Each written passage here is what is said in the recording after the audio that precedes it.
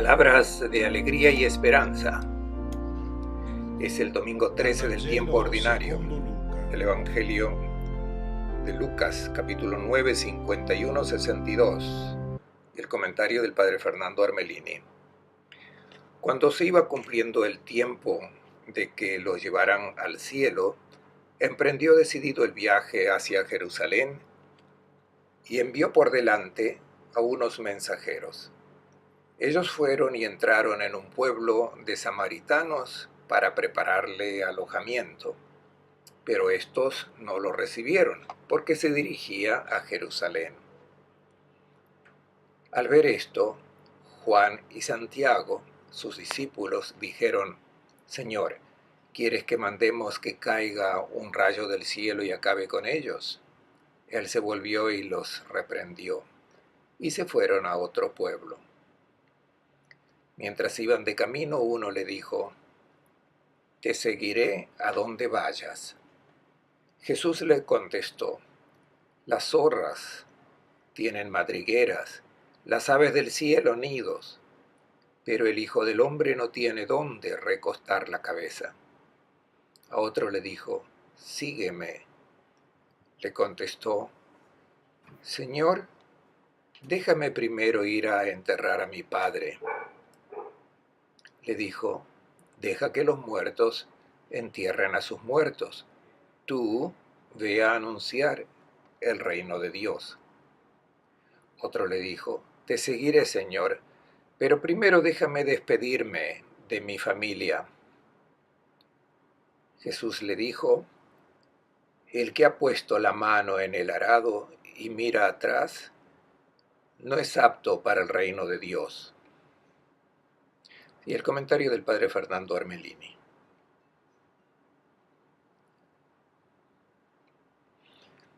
Un buen domingo para todos, hermanos y hermanas.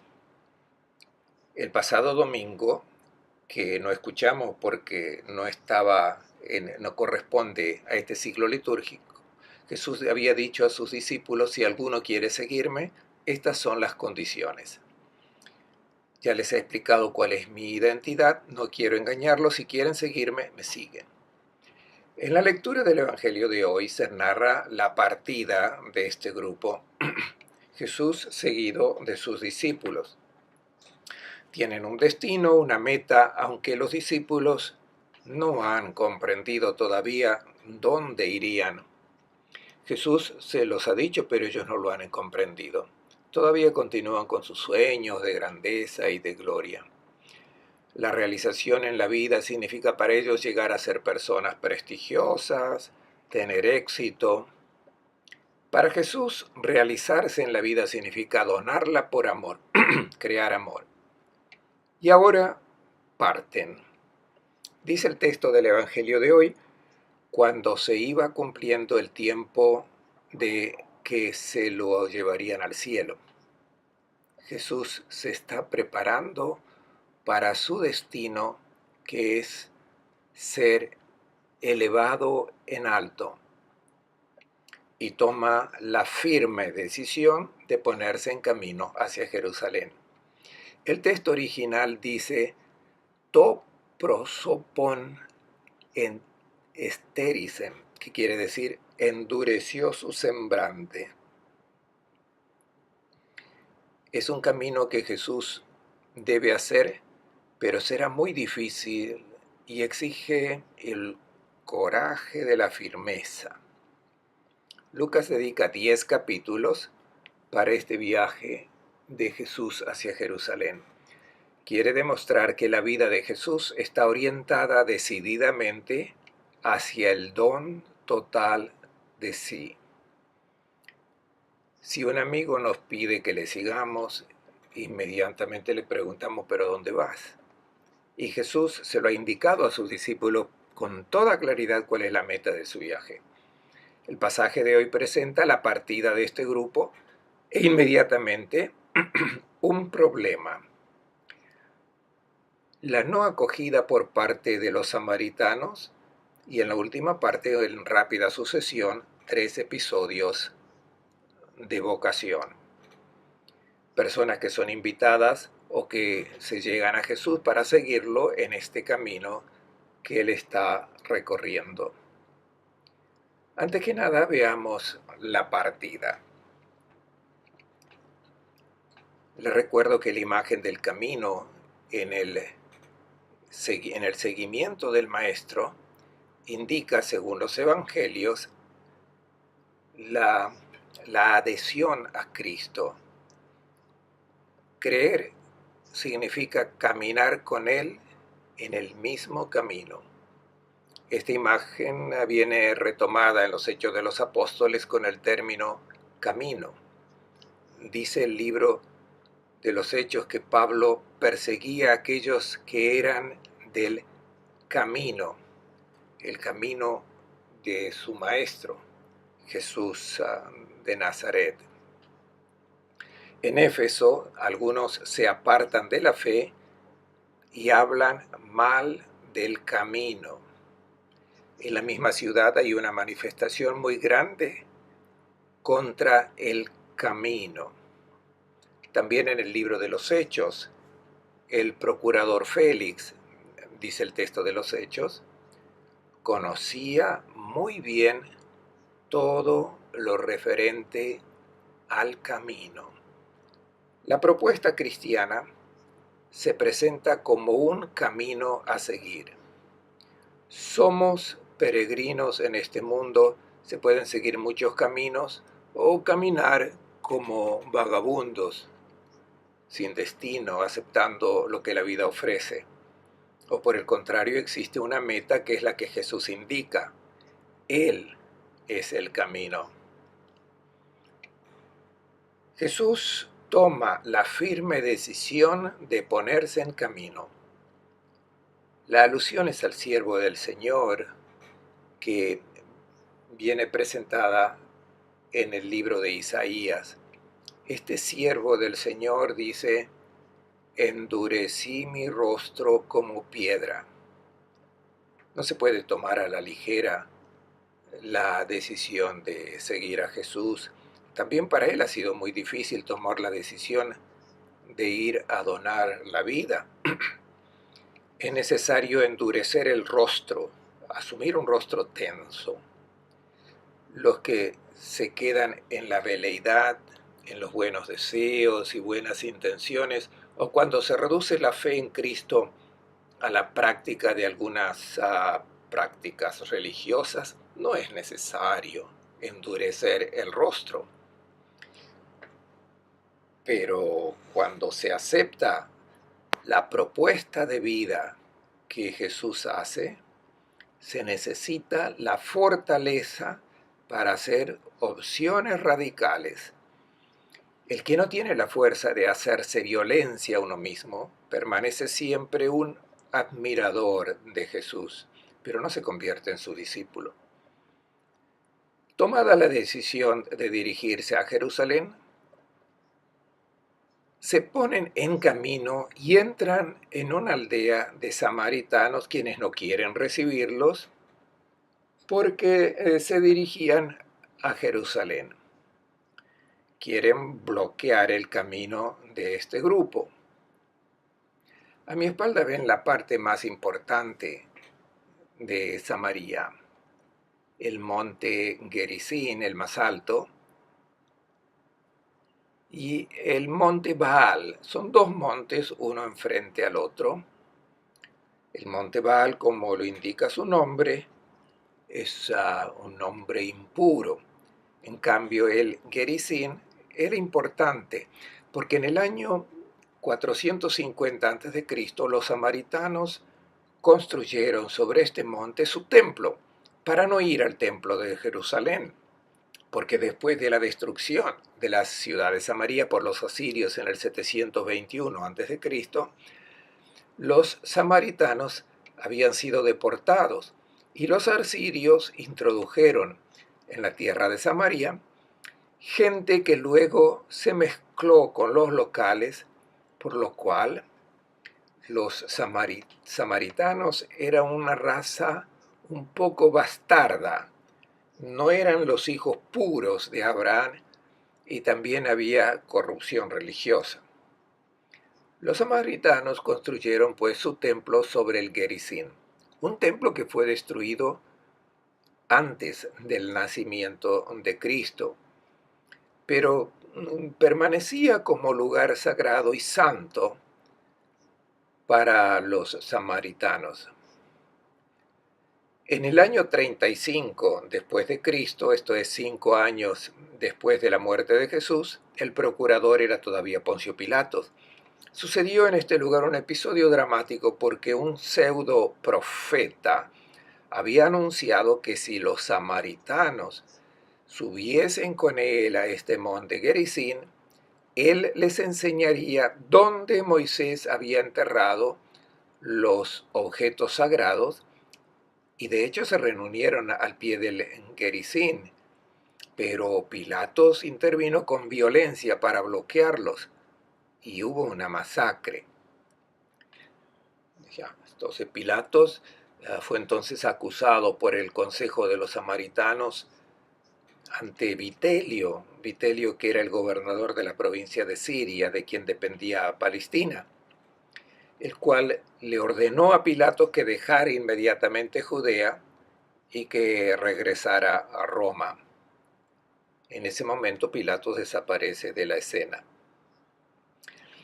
Bien, llegan pues a este lugar el grupo que se dirigía hacia Jerusalén. De paréntesis digo que entre estos dos montes está la ciudad de Sicar, donde está el pozo de Jacob y donde está la ciudad de Nablus. Cuando vieron que los samaritanos no los querían dejar pasar hacia esta meta, los discípulos Santiago y Juan, por tanto, dos de los discípulos eminentes, le dicen a Jesús: Señor, ¿quieres que mandemos que caiga un rayo del cielo y acabe con ellos? De acuerdo a sus ideas, ellos han dicho una cosa muy justa, porque Elías había hecho lo mismo, según dice el primer libro de los Reyes, capítulo 18, 38. Había invocado el fuego del cielo. Entonces ellos también podían invocar el fuego del cielo para abrazar a esos malvados. En la última parte del libro del Eclesiástico, el autor canta la gloria de los antepasados de su pueblo y presenta al profeta Elías con una expresión muy significativa. Dice en Eclesiástico 48:1: entonces se lanzó como fuego un profeta cuyas palabras eran horno encendido. Elías es el profeta del fuego. Un torbellino te arrebató a la altura, tropeles de fuego hacia el cielo, dice el Eclesiástico 48:9. He puesto a mi espalda estas imágenes del fuego del cielo invocado por Elías sobre el altar, y luego el carro de fuego donde Elías es arrebatado al cielo. Entonces los discípulos de Jesús, que han asimilado esta teología y por tanto la admiración por el profeta Elías, entonces dicen: ¿por qué no podemos nosotros invocar el fuego de Elías sobre estos malvados? La oposición de los samaritanos representa la hostilidad que las comunidades cristianas de todo tiempo deberán afrontar siempre. Esta es una imagen. Ciertamente, los samaritanos no acogían bien a las personas que se dirigían a Jerusalén, pero el Evangelio de Lucas narra este episodio para decir a las comunidades cristianas: no se maravillen de que los que hacen la opción por seguir al Maestro siguen una lógica completamente diversa a la del mundo, y encontrarán oposición en el mundo. Siempre habrá alguno que se oponga a este camino. Son muchos los que prefieren seguir otras orientaciones diferentes a las del Evangelio. ¿Qué comportamiento muestran en este enfrentamiento? Esta es la respuesta. La reacción de Santiago y Juan indica lo que no se debe hacer. Recordemos que también el Bautista había amenazado con el fuego del cielo. Los discípulos piensan que ha llegado el momento de actuar de manera fuerte y le preguntan al maestro, entonces, ¿procedemos de este modo según el método tradicional, que es incinerar a aquellos que no piensan como nosotros, los que no nos dejan pasar? El Señor se da vuelta. Está caminando y se da vuelta. Esto es claramente teología, no es que le hayan hablado así por la espalda. Se dio vuelta y los reprendió. Nuevamente el famoso verbo epitimao, que quiere decir sacar lo diabólico que hay dentro de ellos. Han hecho una propuesta que viene del maligno que hay en ellos. O sea, que se impone la idea de ir por la fuerza, la manera de pensar de ellos, enfrentar con la violencia. Este verbo epitimao quiere decir que Jesús los quiere exorcizar, sacar fuera esta mentalidad del maligno que está muy enraizada, incluso en aquellos que han iniciado el seguimiento del Maestro. Y en ese caso tenemos nada menos que a dos personajes muy importantes entre los discípulos. Los discípulos no están llamados a luchar contra nadie, están llamados a amar a todos. No recibieron de Jesús el mandato de organizar guerras santas y de mandar cruzados contra los infieles. Es el fanatismo que también se encuentra en el Antiguo Testamento. Bueno, pero esto se acabó. El único fuego que desciende del cielo es el del amor del Espíritu de Cristo. Esto sí que transforma el corazón de la gente. Y este es el fuego que Jesús vino a traer a la tierra. Los cristianos no pueden gobernar con agresividad, sino solo con amor. Si alguno le hace la contra, incluso recurriendo a la calumnia, a la violencia, no pueden sino invocar sobre ellos las bendiciones del cielo.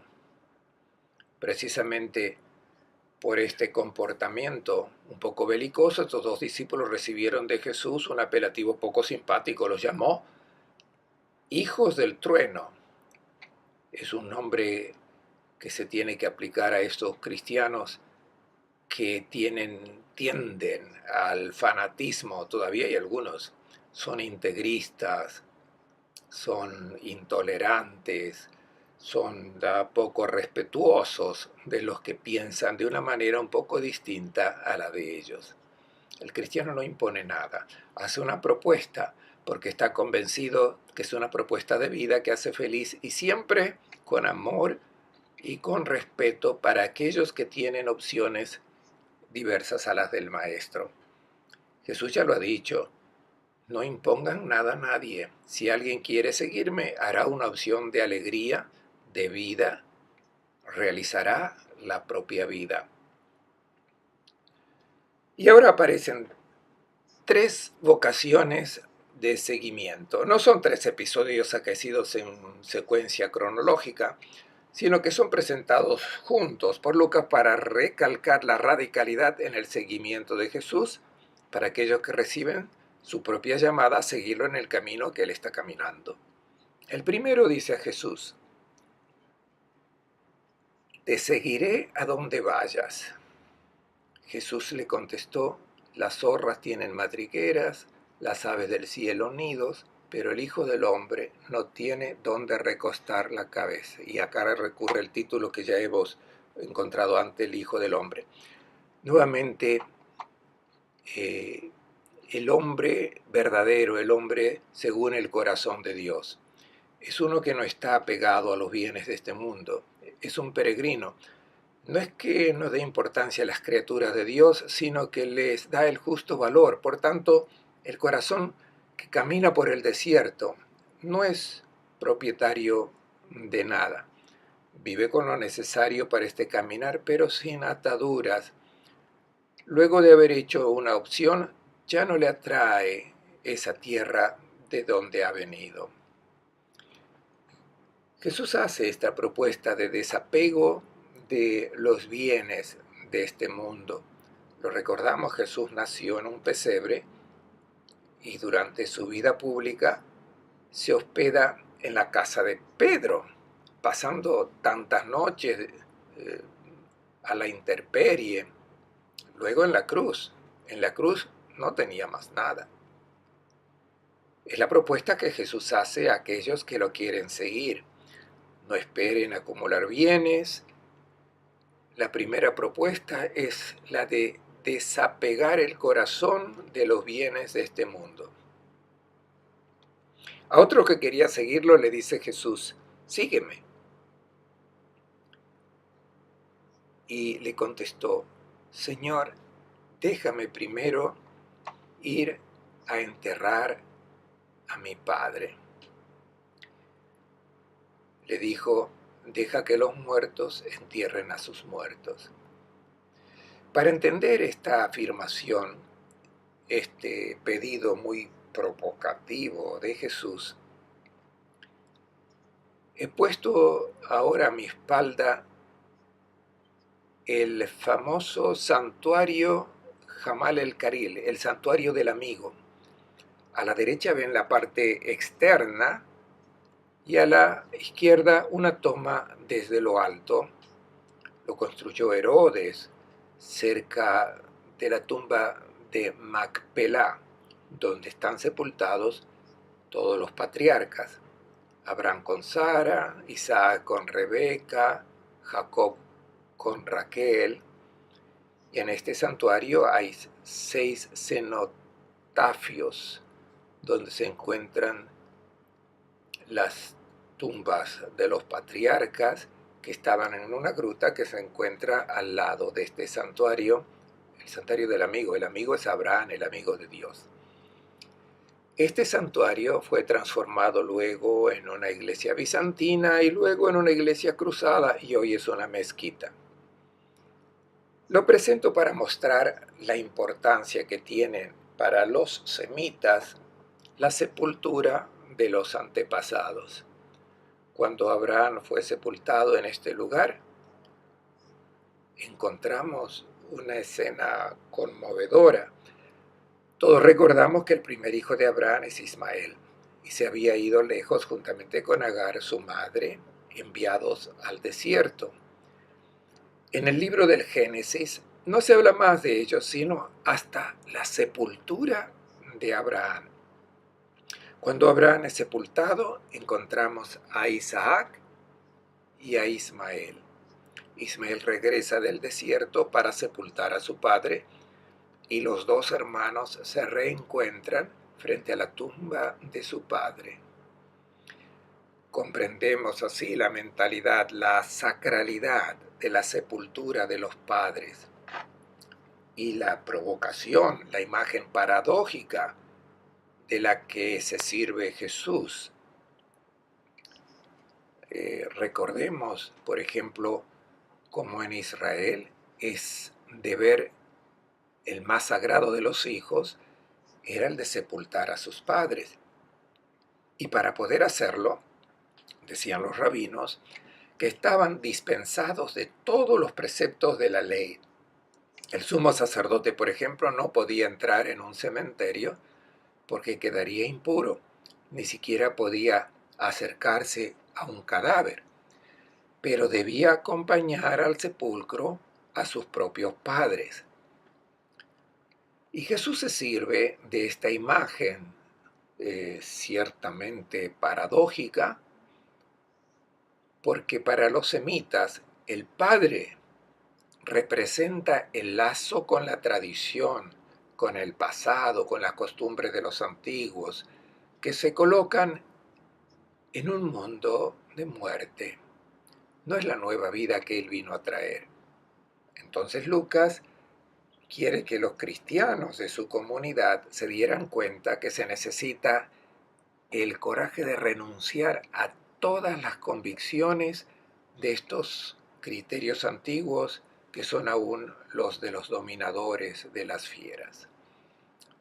Todos hemos recibido en nuestra educación los elementos que contrastan con los valores nuevos del Evangelio, con la propuesta de hombre que hace Jesús. Esta es la explicación de la respuesta provocativa que Jesús da.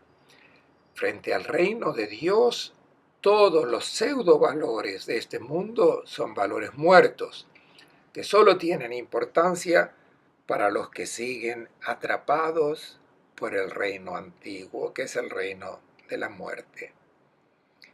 No se trata de seguir esto al pie de la letra y no ir a sepultar a los padres, por supuesto, sino distanciarse de una tradición cuyo valor es solamente las cosas de este mundo, que no quiere recibir la vida nueva que Jesús ha traído. Otro le dijo: te seguiré, pero primero déjame despedirme de mi familia. Jesús le dijo: el que ha puesto la mano en el arado y mira atrás, no es apto para el reino de Dios. El texto hace alusión a la vocación de Eliseo, de parte de Elías, cuando Elías puso su manto sobre Eliseo y lo llamó para la misión, mientras Eliseo estaba arando con un arado de 12 bueyes, una persona comprometida con su trabajo. Eliseo le dice: muy bien, pero primero deja que vaya a saludar a mi madre y a mi padre. Elías le dice: de acuerdo, pero luego regresa. Jesús se presenta mucho más exigente. Dice: no, tú sígueme. No hay término medio. Es el mensaje que el evangelista quiere dar a los cristianos de su comunidad y también para nosotros. Veamos hoy, la gente va a la iglesia, se tienen prácticas religiosas, pero luego cuando se trata de regresar a la vida continua, a la vida ordinaria, se continúa comportando como todos los demás. A veces se quiere seguir a Cristo, pero se dan largas. Hay que decidirse, de otra manera se pierde tiempo. Creo que todos hemos sido testigos de personas que dicen que están interesados, pero después de jubilarse o cuando sea viejo comenzaré a ir a la iglesia, a interesarme por el Evangelio. Esto ya es tarde, el juego ya está hecho. Jesús te dice: o te decides o no te decides, porque si después te vuelves atrás y recomienzas, como ha hecho el pueblo de Israel cuando estaba en el camino hacia la tierra prometida, se volvió de nuevo hacia los ídolos, hacia Egipto, no hay compromiso, no llegarás nunca. Está atento para no perder la oportunidad que se te da en la vida. Si te fías de Cristo, decídete, compromete tu vida con su propuesta y decídete enseguida, porque cada día que pierdas no se puede recuperar más. Es una opción que tiene consecuencias eternas. No puede haber tardanza, y hacerlo con decisión, sin justificar la tardanza. Jesús no se maravilla que algunos no lo sigan. Su ofrecimiento es paradójico e implica la totalidad de la vida. Es la oferta del enamorado, lo que hace con la persona amada, a la esposa. No se puede tener el corazón dividido, o te decides o no te decides. Estas son las tres vocaciones que trae el Evangelio de hoy. Y no son solamente para los sacerdotes o religiosas y religiosas, es para todos aquellos que quieren seguir al Maestro en el camino de la vida realmente entregada. Un buen domingo para todos.